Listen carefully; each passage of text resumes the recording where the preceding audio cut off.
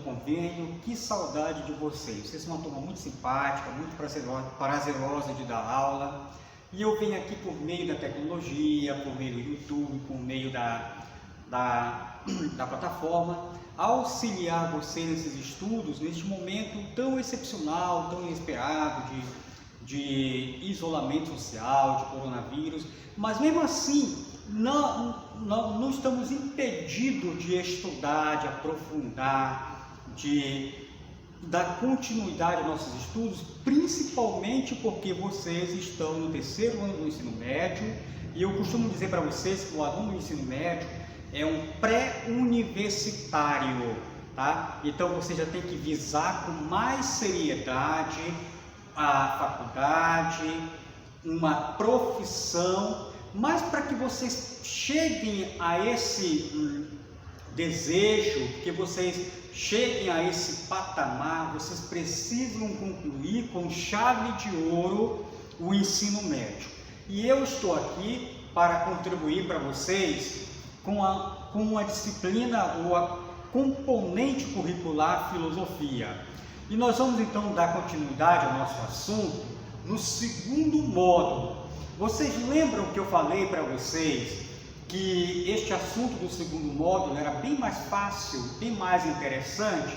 Pois é, de fato ele é mesmo, tá? E aí eu vou dar umas pinceladas aqui, eu vou dar uma elencada aqui de algumas informações mais importantes, mais relevantes, e depois vocês, no conforto da casa de vocês, com o tempo que vocês vão dedicar aos estudos, vocês vão aprofundar mais no assunto e possivelmente e posteriormente tirar dúvidas comigo através da plataforma, através de um canal de comunicação que o Colégio Rosa de Saron está fornecendo para todos nós. Vamos lá, galera? Então, olha só, nesse módulo aqui, ciência contemporânea. Vocês lembram que eu estou tratando com vocês filosofia contemporânea? E dentro da filosofia contemporânea, nós estamos tratando especificamente 2 séculos. Eu quero sempre que vocês lembrem bastante disso. Os 2 séculos que nós estamos tratando na filosofia contemporânea. O século XIX e o século XX. Pois nós sabemos que a filosofia contemporânea ou a idade contemporânea é muito mais do que o século XIX e XX. A idade contemporânea começa no século XVIII e ainda permanece nos nossos dias. Nós somos homens e mulheres contemporâneos, só que nós estamos analisando aqui o que ocorreu, as transformações, as mudanças que ocorreram no mundo contemporâneo, analisando os 2 séculos, século XIX e século XX, tá, galera? E antes da gente entrar aqui no assunto, eu queria fazer 2 lembretes para vocês, tá? Lembram, galera, que a Idade Moderna, o mundo moderno, ele é um mundo de certezas. A Idade Moderna vai do século XVI ao XVIII na Europa. E neste momento, na história da Europa, há uma crença muito grande na ciência, na tecnologia e no poder da ciência como sinal, como sinônimo, como elemento de progresso e desenvolvimento para o homem. Então é neste momento que as grandes revoluções vão acontecer, justamente que tem como base esse ideal de que o progresso, o desenvolvimento, a vida melhor está acontecendo. Revolução Francesa, Revolução Científica, Revolução Industrial, Movimento Iluminista e a Belle Époque. O homem finalmente está vivendo um período de prosperidade, de progresso, de desenvolvimento, de transformação. Mas, lá pelos fins do século XVIII e a partir do século XIX e século XX, começam a surgir problemas no mundo, e estes problemas vão ser estudados pela filosofia e em que o próprio homem passa a desconfiar do poder da ciência, da tecnologia e da filosofia. Eu falei para vocês que o homem passa a ficar em crise. Ele começa a observar todo o cenário político, toda a realidade científica, todas as transformações e começa a se indagar, mas o que aconteceu? O que deu errado? Por que aquele ideal da Revolução Francesa, por exemplo, de liberdade, igualdade e fraternidade não se concretizou? Por que os governos totalitários fracassaram?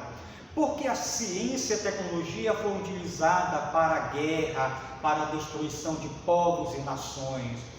Por que há um desrespeito tão grande às culturas? Por que o homem europeu se considera no centro do mundo, o eurocentrismo, e quer colonizar as civilizações americanas, asiáticas e africanas? Então, todos esses conflitos, todos esses elementos vão mostrar uma nova face, novos desafios para que o próprio ser humano comece a indagar e principalmente buscar soluções para reparar todos esses erros e todos esses acontecimentos. Então, aquele mundo de certezas, aquele mundo de otimismo, de entusiasmo com o progresso, com a ciência, com a filosofia, vai praticamente por água abaixo a partir do século XIX, com as duas guerras mundiais, com o imperialismo, com os governos totalitários, com as bombas atômicas, com as colonizações, com os conflitos entre povos e nações. É um mundo em turbulência, o mundo está em turbulência. Então é nesse momento, é nesse contexto, é nesse cenário que irão surgir filósofos e teorias filosóficas para discutir o que está acontecendo com o mundo e como o homem deve se salvar de todas essas situações. E nós já analisamos alguns filósofos, por exemplo, o Kant, o Marx, Nietzsche, o Heidegger, o Sartre, o Michel Foucault, os pensadores da escola de Frankfurt e outros filósofos dessa época. E agora nós vamos analisar um aspecto muito importante deste momento: como a ciência, como o pensamento científico vai se constituir, como ele vai influenciar, como as novas teorias científicas vão influenciar neste momento para salvar o homem dessas turbulências, desses problemas que estão atingindo o homem contemporâneo, sobretudo no século 19 e 20, que é o que nós estamos analisando. Vamos lá? Então, olha só, tá? Nesse primeiro slide aqui, o texto de vocês apresenta o nascimento das ciências contemporâneas. E aí o texto ele é muito interessante, porque ele vai lá no século 17. A ciência contemporânea, ela tem a sua gênese, ela tem a sua raiz, ela tem o seu berço, o seu nascedouro, lá no século XVII, com a chamada Revolução Científica. E desde esse momento para frente, alguns filósofos vão se destacar, como por exemplo, nós vamos ver aqui mais para frente vai aparecer aqui o Galileu, o Newton, o Darwin e vários outros cientistas que vão se destacar com as suas teorias, com o impacto das suas teorias no mundo. Então, essa ciência que vai nascer neste momento aqui, tá? É uma ciência que vai desbancar principalmente velhas teorias científicas aceitas até então, como por exemplo a teoria do geocentrismo e outras visões que se tinha sobre medicina, tecnologia, etc., que a gente vai perceber aqui, tá? Muito bem, neste momento, século XIX, há um avanço e um impacto muito grande das chamadas ciências biológicas. O que é importante, o que é relevante vocês perceberem aqui das ciências biológicas é o impacto e a influência da teoria de um grande cientista conhecidíssimo nosso, que é o Charles Darwin, o pai do evolucionismo. E tanto na aula de história, de sociologia, filosofia, como de biologia, a gente consegue entender o impacto da teoria evolucionista de Darwin nesse contexto aqui, tá? Vai causar uma mudança muito grande, inclusive na forma como o homem se pensava, ou então na forma como a religião, como a tradição pensava a origem do ser humano. Esse é um dos primeiros grandes impactos na ciência, a teoria do Darwin repensando a origem do ser humano no planeta Terra, tá? Muito bem. E essa teoria do Darwin vai bater de frente com o chamado criacionismo, tá? Uma teoria reinante principalmente na Idade Média, onde se acreditava que o homem se originou de um criador, de um Deus, bases bíblicas, bases religiosas que fundamentam essa teoria, né? Uma teoria religiosa, né? O evolucionismo do Darwin vai bater de frente com essa teoria, tá? Um cara também que vai se destacar muito neste momento é o Gregor Mendel, tá? Com o estudo sobre genética, tá? O estudo sobre genética, muito interessante também, tá? Muito bem.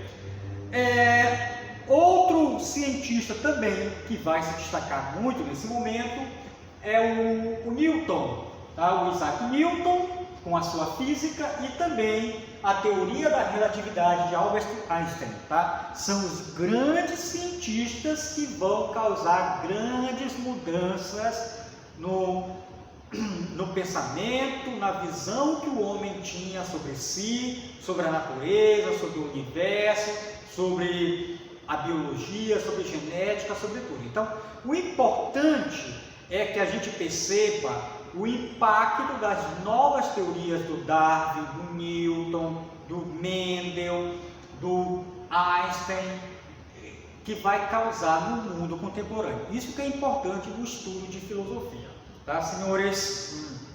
Muito bem. Nesse momento também, há novas formas de se pensar e de se produzir o conhecimento científico, que nós chamamos aqui de novas orientações epistemológicas. O que é epistemologia? Epistemologia é uma parte da filosofia que estuda sobre a origem, o valor e a aplicação do conhecimento científico, tá? É uma teoria do conhecimento, é uma teoria ou uma corrente filosófica que discute o papel do conhecimento, principalmente do conhecimento científico, dentro de uma sociedade, dentro de uma realidade, tá, senhores? E aí, quem se destaca aqui e que é muito importante para nós percebermos os chamados pensadores do Círculo de Viena, tá? O Karl Popper, o Thomas Kuhn e o Paul Feyerabend, tá? Esses três cientistas vão se destacar muito neste momento aqui na ciência contemporânea, porque eles vão começar a indagar, a pensar uma nova forma de se fazer ciência e também discutir o papel da ciência para a humanidade. Uma coisa muito importante da gente perceber aqui é o seguinte: será que a ciência é a verdade absoluta? Será que a ciência é infalível? Será que as teorias científicas elas são imutáveis? Uma teoria religiosa, uma crença popular, ela não tem valor nenhum diante da ciência? Então são esses elementos, são essas discussões que vão girar em torno da teoria do Karl Popper, do Thomas Kuhn e do Paul Feyerabend, tá? Então, vejam bem, galera, o que é importante vocês perceberem do Thomas Kuhn, tá? O Thomas Kuhn, ele vai partir justamente disso daqui. A ciência, ela não é infalível, ela não é absoluta, ela não é imutável. Toda teoria científica, ela pode ser questionada, ela pode ser refutada, ela pode ser desbancada. Toda teoria científica, antes de ser aceita, de ser acreditada, de ser valorizada dentro de uma comunidade científica e da sociedade como toda, ela tem que passar por um processo de falseabilidade. Primeiro eu tenho que comprovar, primeiro eu tenho que testar se aquela ciência é verdadeira ou não, e se aquela teoria, se aquela ideia que aquele cientista está defendendo, ela passa no critério da rejeição, da crítica, da análise, ou então ela desbanca uma outra teoria, então eu devo aceitá-la como teoria verdadeira. Então, só para ficar claro, o Karl Popper diz assim: quanto mais uma teoria é refutada, quanto mais uma teoria científica ela passa pelo crivo da falseabilidade, e se ela resistir a essas críticas, a essas refutações, se ela permanecer de pé, desbancando outras teorias, desbancando os seus críticos, então eu devo acreditar que aquela teoria científica, então, ela é verdadeira e deve ser aceita, tá? Então essa é a ideia do Sócrates, do Karl Popper, tá? Sobre a ciência, tá? Então o Karl Popper, ele vai tirar aquela ideia de um dogmatismo da ciência. Ah, se a ciência está afirmando, então é uma verdade absoluta. Nem sempre. Alguns filósofos, alguns cientistas erram, alguns cientistas se equivocam. Algumas teorias científicas que tiveram valor no passado, agora não são mais. Então esse ar de superioridade, de verdade imutável, de verdade absoluta na ciência, o Karl Popper critica bastante. Um outro cara também que se destaca muito nesse contexto, nesse cenário aqui, é o Thomas Kuhn. O Thomas Kuhn também ele faz uma reflexão muito interessante sobre ciência. Ele vai dizer que não existe um progresso linear na ciência. O conhecimento científico ele é feito de rupturas, tá? Então, o que ele quer dizer com isso? Quer dizer o seguinte, que se a ciência ela não é linear, ela é feita de rupturas, significa dizer que determinadas teorias, determinadas verdades científicas, elas podem ser aceitas num determinado tempo, numa determinada época, e elas podem sofrer mudanças, transformações, ou elas podem ser desbancadas por uma outra teoria que seja melhor do que aquela antiga, do que aquela teoria vigente. Nós podemos perceber, por exemplo, um exemplo é a teoria do heliocentrismo, né? Durante a Idade Antiga e a Idade Média, acreditava-se na teoria do geocentrismo, a Terra no centro do universo. O Galileu provou que não. Então aqui acontece uma ruptura com a ciência. O Thomas Kuhn, ele também diz que a ciência ela é desafiada pelos momentos de crise, tá? Momento de crise. Então, toda vez que a ciência ela é desafiada por uma crise, seja um problema de saúde, seja um problema, um desastre natural, seja enfim, qualquer situação que desafia a ciência, é preciso então que ela se reinvente e também enfrente o problema buscando novas técnicas, novas teorias, novos estudos para solucionar aquela crise. Imaginemos, por exemplo, agora, nós estamos vivendo a realidade do coronavírus, tá? A ciência está sendo desafiada. Não há uma vacina, não há um medicamento, não há nada ainda que combata com eficácia o coronavírus. E ele está matando muita gente no mundo todo. É um desafio planetário, é um desafio para a ciência.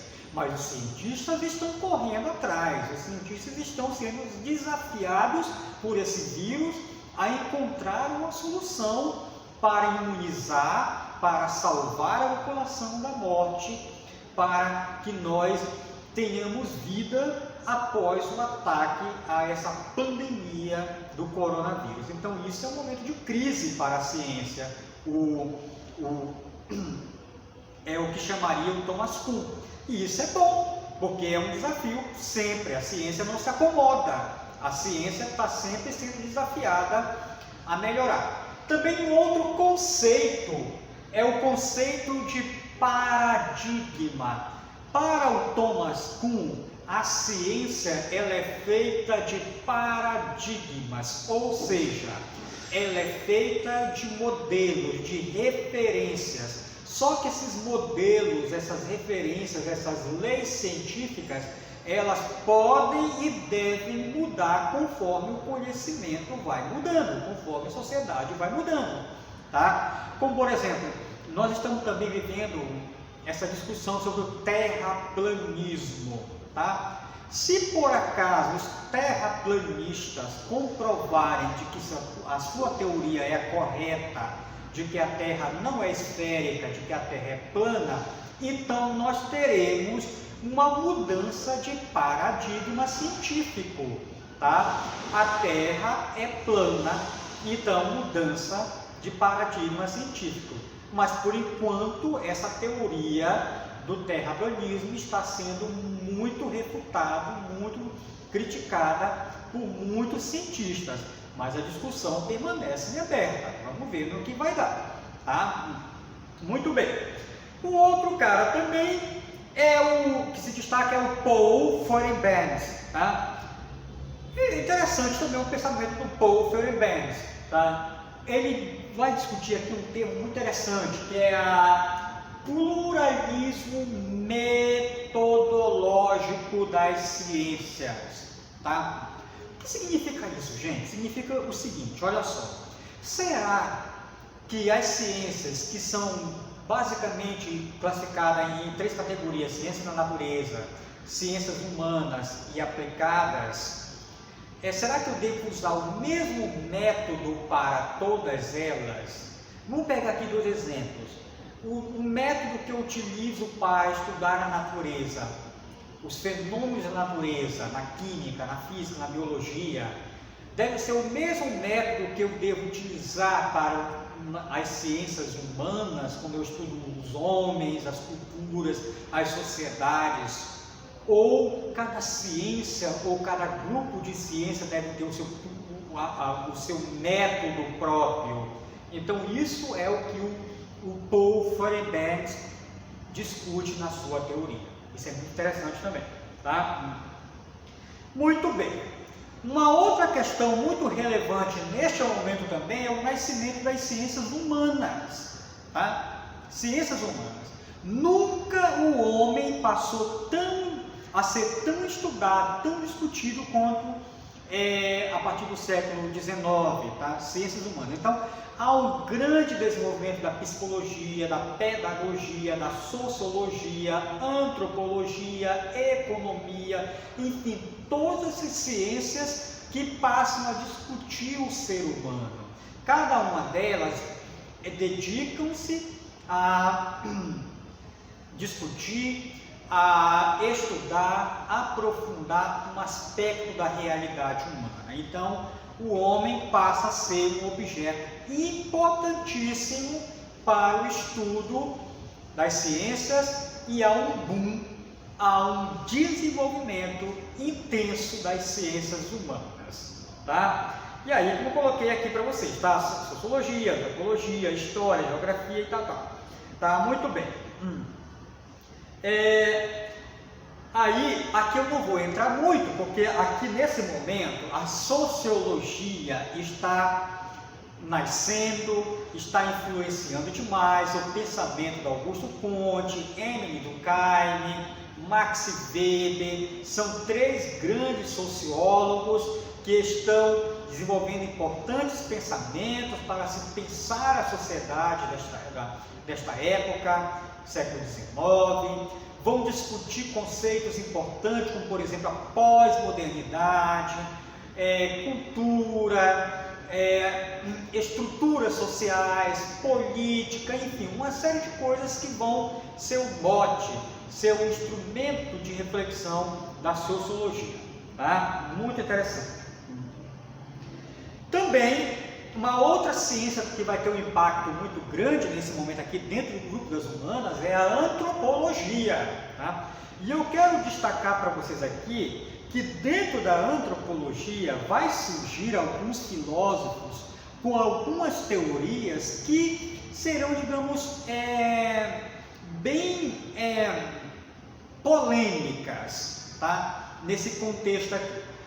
Vou ler esse último parágrafo aqui para vocês verem. As principais metodologias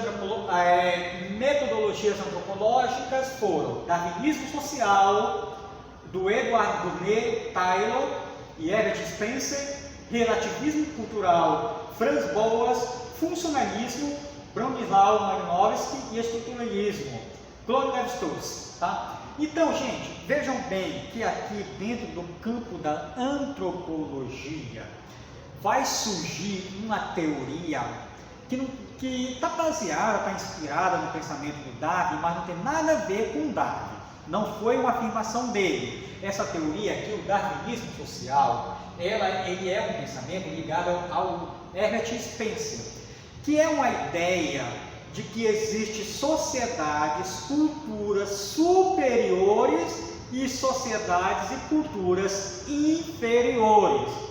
E o darwinismo social vai ser uma teoria utilizada para justificar e para implantar o chamado imperialismo europeu, tá? Que vocês estudam bastante este assunto na aula de história, tá? O imperialismo europeu, ele tinha muito como base as chamadas teorias raciais ou as teorias racistas do século XIX. E essas teorias racistas, essas teorias de dominação, essa teoria de que colocava o homem europeu no centro do mundo, no centro da civilização, está muito ligada a essa ideia do darwinismo social. Ou seja, a ideia de que existem culturas e sociedades superiores e culturas e sociedades inferiores, tá? Portanto, o homem europeu deveria dominar e civilizar o homem africano, o homem americano, o indígena e o asiático, tá? O imperialismo europeu do século XIX que vocês estudam na aula de história, tá? Muito bem. Uma outra corrente também que ela é quase uma contestação do darwinismo social, é o estruturalismo do Claude Lévi-Strauss. O Claude Lévi-Strauss, ele é um importante antropólogo do século XIX. E ele vai combater principalmente um conceito que é muito estudado na sociologia, o etnocentrismo ou o eurocentrismo. O Claude Lévi-Strauss, ele era um europeu, tá? Um austríaco, morou na França, passou um tempo na África, veio para o Brasil, então ele conheceu várias realidades, vários povos, estudou muito e ele chegou à seguinte conclusão: não existe povo superior, não existe cultura superior. O etnocentrismo é uma teoria preconceituosa, discriminatória. O que existe são povos, são sociedades com as suas histórias e identidades próprias. E é preciso respeitar essas histórias e identidades próprias. e não um povo querer impor a sua cultura, a sua civilização, a sua mentalidade sobre o outro, tá? E ele também diz o seguinte, que todos nós temos uma tendência a ser etnocêntrico, porque nós temos uma tendência de julgar a cultura do outro como inferior, tá? Muito interessante. Então, o Claude Lévi-Strauss, ele se destaca muito no campo da cultura, discutindo principalmente relativismo cultural, que também é um tema que aparece no importante antropólogo Franz Boas, tá? Importantíssimo esse conceito, relativismo cultural, tá? Também um outro conceito muito interessante, o funcionalismo do Bronisław Malinowski, um outro importante antropólogo, tá? Então ele discute sobre culturas, diversidade cultural, etnocentrismo, raça, etnia, enfim, muito interessante o pensamento deles aqui, tá? Principalmente do Claude Lévi-Strauss. Tá? Porque o pensamento do Claude Lévi-Strauss foi importantíssimo para combater preconceitos, combater o imperialismo, combater a dominação do homem europeu sobre o homem asiático, africano, o indígena e principalmente combater toda forma de racismo e preconceito. Tá? Muito interessante. Também, como não poderia deixar de ser, a psicologia vai ter a sua grande importância nesse momento, tá? Vai surgir uma linha dentro da psicologia chamada de comportamentalista, tá? Que vai se destacar aqui nesse momento, tá? O Skinner, tá? Tem uma lida bastante na teoria do Skinner, tá? A teoria comportamentalista dele, muito interessante, tá? E também do William Wundt. Cadê ele aqui? Deixa eu achar, estou achando aqui, tal. Bom, tá aqui, tá? Uma teoria sobre o comportamento, por que o ser humano se comporta de forma selvagem, por que existe a barbárie, por que existe preconceito, discriminações, tudo isso eles vão discutir, tá? Na teoria deles, tá? Será que a violência é um dado natural, é um dado cultural, tá? O que faz com que as pessoas sejam tão diferentes nas suas personalidades e identidades? Então tudo isso eles vão discutir, tá? Psicologia de tendência humanista, tá? Esse daqui também é uma continuação da parte anterior, tá? E um outro cara também que vai se destacar muito nesse momento aqui, tá? E nós já vimos bastante sobre ele, é o Sigmund Freud. E ele vai criar uma linha dentro da psicologia que é a chamada psicanálise, tá? Que nós já vimos bastante em sala de aula, o pensamento e a teoria do Freud, tá, senhores?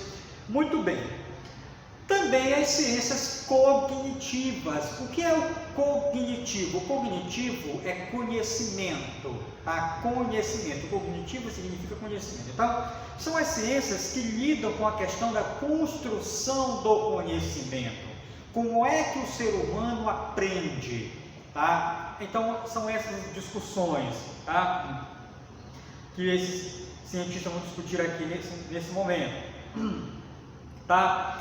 E aí, dentro dessas ciências, é interessante a gente destacar, por exemplo, a psicologia, a linguística, a inteligência artificial, etologia, antropologia e as neurociências, tá? Que são ciências que cada vez mais estão focadas em discutir elementos que envolvem o ser humano. Agora, o que é importante entender também na ciência contemporânea é que cada vez mais a ciência contemporânea ela vai se especializando num campo específico de investigação, tá, senhores?